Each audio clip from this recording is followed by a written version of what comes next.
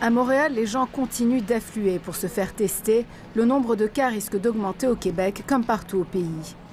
Aux urgences, le personnel soignant est sur le qui-vive et se prépare à tout.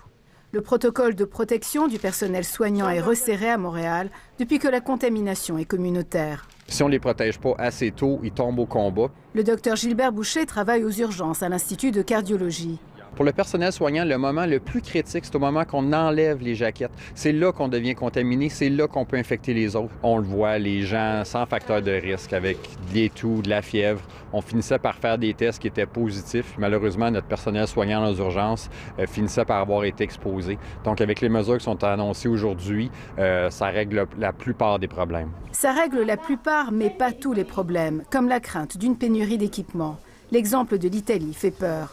Dans les autres pays, la pénurie de matériel a été à de nombreuses reprises un facteur déterminant dans la lutte contre le coronavirus. Les visières, on le sait, c'est un problème. Il y a plusieurs hôpitaux qui en manquent, il faut les recycler. Qu'est-ce qui se passe avec les stocks? C'est pas clair. Car tout ce qui est question d'équipement relève du ministère de la Santé.